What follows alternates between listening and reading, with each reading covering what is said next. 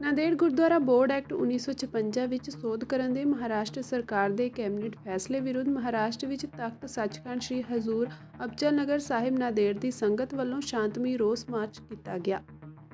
ਸੰਗਤ ਆਪਣੇ ਰੋਸ ਮਾਰਚ ਵਿੱਚ ਸਤਨਾਮ ਸ੍ਰੀ ਵਾਹਿਗੁਰੂ ਦਾ ਜਾਪ ਕਰਦੀ ਅੱਗੇ ਵਧਦੀ ਰਹੀ। ਨਾਂਦੇੜ ਵਿੱਚ ਸਿੱਖਾਂ ਅੰਦਰ ਸੂਬਾ ਸਰਕਾਰ ਖਿਲਾਫ ਭਾਰੀ ਰੋਸ ਵੇਖਣ ਨੂੰ ਮਿਲ ਰਿਹਾ ਹੈ।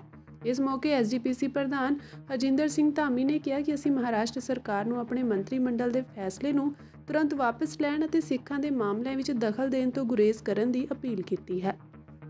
ਗੁਰੂ ਰੂਪ ਪਿਆਰੀ ਸਾਧ ਸੰਗਤ ਜੀਓ, ਜਦੋਂ ਵੀ ਸਰਕਾਰਾਂ ਵੱਲੋਂ ਗੁਰਦੁਆਰਿਆਂ ਦੇ ਪ੍ਰਬੰਧ ਵਿੱਚ ਦਖਲ ਅੰਦਾਜ਼ੀ ਕੀਤੀ ਗਈ, ਉਦੋਂ ਸੰਗਤਾਂ ਨੇ ਉਸ ਦਾ ਵਿਰੋਧ ਕੀਤਾ।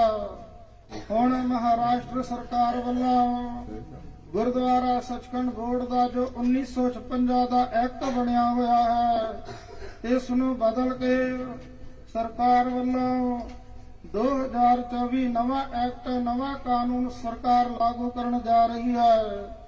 ਇਸ ਦੇ ਵਿਰੋਧ ਵਿੱਚ ਤਖਤ ਸਾਹਿਬ ਜੀ ਦੇ ਮਾਨਯੋਗ ਪੰਜ ਪਿਆਰੇ ਸਾਹਿਬਾਨ ਸੰਤ ਮਹਾਂਪੁਰਸ਼ਾਂ ਵੱਲੋਂ, ਹਜ਼ੂਰੀ ਸਾਧ ਸੰਗਤ ਵੱਲੋਂ, ਹੋਰ ਸਮੂਹ ਸੰਗਤਾਂ ਵੱਲੋਂ ਉਸ ਨਵੇਂ ਕਾਨੂੰਨ ਦਾ ਵਿਰੋਧ ਕੀਤਾ ਜਾ ਰਿਹਾ ਹੈ। ਸੋ ਕੱਲ੍ਹ ਮਿਤੀ 9 ਤਾਰੀਖ ਨੂੰ ਸਵੇਰੇ 11:30 ਵਜੇ ਤਖਤ ਸਾਹਿਬ ਜੀ ਤੋਂ ਗੇਟ ਨੰਬਰ 1 ਤੋਂ ਵਿਸ਼ਾਲ ਮੋਰਚਾ ਕਲੈਕਟਰ ਆਫਿਸ ਜਾਵੇਗਾ। ਸੋ ਸਮੂਹ ਸੰਗਤਾਂ ਨੂੰ ਬੇਨਤੀ ਹੈ ਇਸ ਮੋਰਚੇ ਵਿੱਚ ਹਾਜ਼ਰ ਹੋਣ ਤੇ ਨਵੇਂ ਕਾਨੂੰਨ ਦਾ ਵਿਰੋਧ ਕਰਨ। ਤੇ ਜਿਹੜੀਆਂ ਸੰਗਤਾਂ ਹਜ਼ੂਰ ਸਾਹਿਬ ਦੇ ਨੇੜੇ ਤੇੜੇ ਪਿੰਡ ਸ਼ਹਿਰਾਂ ਵਿੱਚ ਰਹਿੰਦੇ ਉਹਨਾਂ ਨੂੰ ਵੀ ਅਪੀਲ ਹੈ ਕਿ ਕੱਲ ਸਵੇਰੇ 11:30 ਵਜੇ ਇਸ ਮੋਰਚੇ ਵਿੱਚ ਹਾਜ਼ਰ ਹੋਣ। ਵਾਹਿਗੁਰੂ ਜੀ ਕਾ ਖਾਲਸਾ, ਵਾਹਿਗੁਰੂ ਜੀ ਕੀ ਫਤਿਹ।